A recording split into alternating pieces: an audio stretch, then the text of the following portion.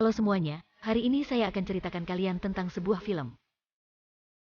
Wanita tuan rumah ini sangat kaya.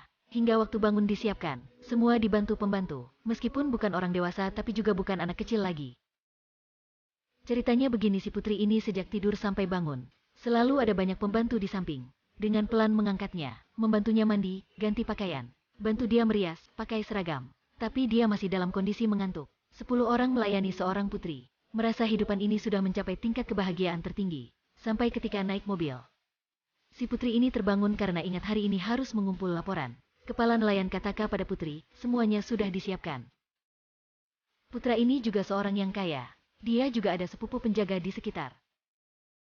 Dia dan putri adalah saudara sepermainan. Dia percaya diri pegang bunga untuk putri dan bilang dia adalah pangeran yang putri cari. Tapi putri jawab dia sangat lucu. Hal ini membuat dia malu.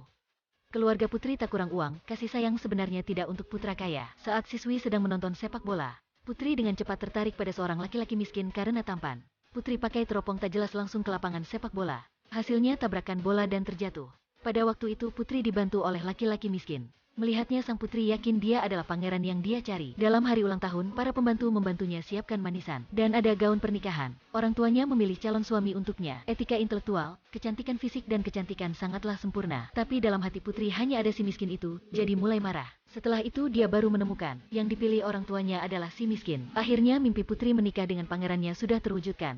Karena keduanya belum sampai usia menikah. Jadi pernikahan ini sepenuhnya rahasia. Yang hadir hanya ada orang tua. Ada sertifikat juga. Setelah menikah harus pindah keluar. Orang tuanya sengaja sewa rumah dengan bosnya yang bersifat keras. Kondisi rumah lama dan rumah sekarang sangat beda. Bisa dikatakan satu adalah surga, satu adalah neraka. Putri terpikat penampilan tampan si miskin. Tapi si miskin berkata, di kertas adalah suami istri tapi di kehidupan tak usah hidup bersama. Si miskin bilang, dia setuju menikah dengannya karena keluarganya berhutang banyak.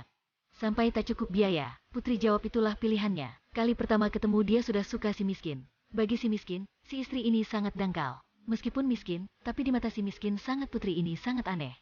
Putri pikir semuanya mimpi. Sampai hari kedua dia diancam oleh tuan rumah sampai dan sembunyi di sudut. Setiap hari tak ada pelayan, dia tak terbiasa. Ketika dia ke sekolah, sekolah sudah tutup, si putra kaya tiba. Putri tak sadar terungkap hal pernikahan. Sangat ceroboh. Dia pulang ke rumah sudah malam. Dia tak tahu bagaimana naik bis. Si putri kaya ini sebenarnya tak bisa mengatur. Dia membuat si miskin senyum. Ketika tahu si miskin suka seorang gadis hidup mandiri, si putri setuju untuk berubah. Dengan gila mengatur ruangan, bersihkan rumah, belajar untuk cuci pakaian, jemur pakaian. Hari itu setelah pulang si putri ingin buat jagung manis. Hampir membuatnya takut, dan ini kali pertama dia memasak. Baru makan sedikit makanan ini sangat enak.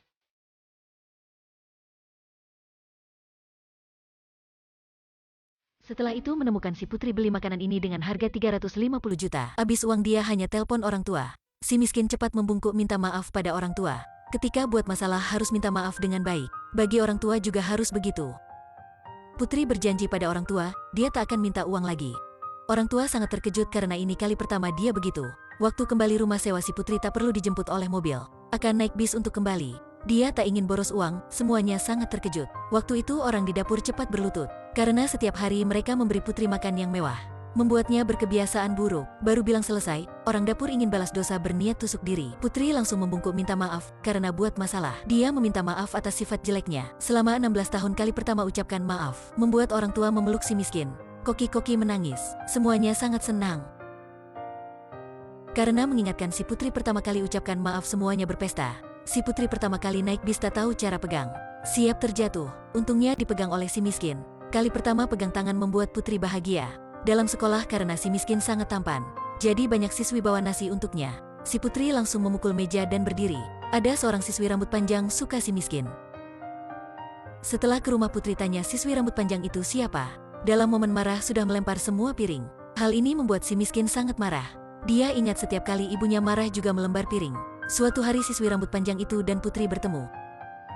Siswi bilang ketika tahu keluarga si miskin berhutang banyak jadi selesai. Dia cinta kamu hanya untuk uang kamu saja. Si putri jawab dia suka aku karena uang. Apa salah? Keluarga kamu juga kurang uang kan? Ingin berapa aku bisa beri?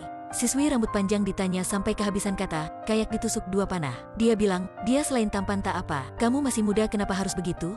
Putri jawab suka orang tampan ada yang salah?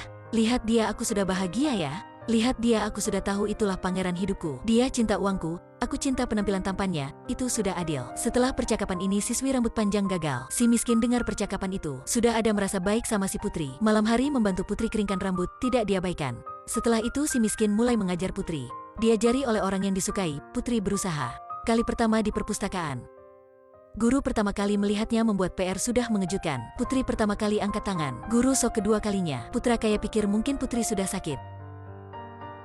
Putri semakin suka belajar, pembelajaran putri makin meningkat. Nilai ujian diperbaiki lebih baik. Putra kaya akhirnya tak sabar. Sudah menculik putri ke sampingnya. Dia sudah tahu hal pernikahan putri dan si miskin.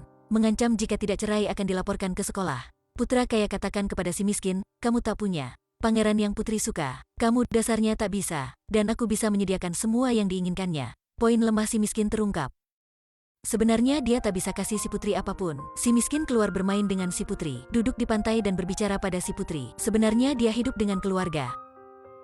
Ayahnya berhutang, tinggalkan dia dan ibu dan pergi. Karena dewasa ada sifat yang sama dengan ayah. Ibunya selalu marah tanpa alasan. Setiap kali marah akan lempar piring dan bilang kesal melahirkannya. Setelah itu dia perlahan curiga. Akhirnya sadar betul dan salah. Si putri bilang, kalau gitu kamu ubah menjadi piring susah pecah ya, untuk nyaman dipecahkan. Masalah ini sudah dipecahkan kan? Dengar si putri bilang begitu, si miskin langsung memeluknya. Si putri terlalu naif dan lucu membuat dia tersentuh. Keduanya bersama di pantai dan goyangkan bel. Kayak perjanjian hidup bersama sampai tua. Tapi akhirnya si miskin masih minta putus. Putra kaya betul, dia tak bisa membawa kebahagiaan.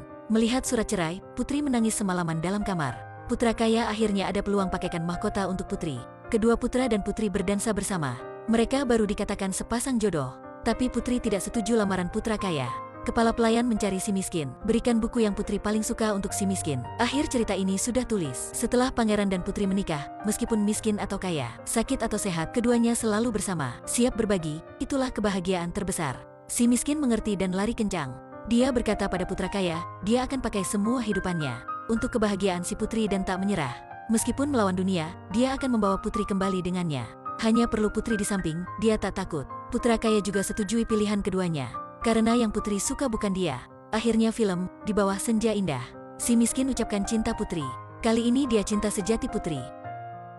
5 tahun kemudian, keduanya dengan resmi mengadakan pernikahan. Di bawah ucapkan selamat semuanya. Nama film ini adalah merupakan bukan orang dewasa tapi juga bukan orang kecil. Cinta sejati adalah bersama dewasa. Itulah hasil keduanya. Menjadi versi terbaik diri sendiri. Si miskin bantu putri belajar cara maaf. Putri menjadi takdir si miskin membantunya keluar dari kelemahan. Suka karena kebaikan dari putra kaya ini. Suka karena keberanian putri.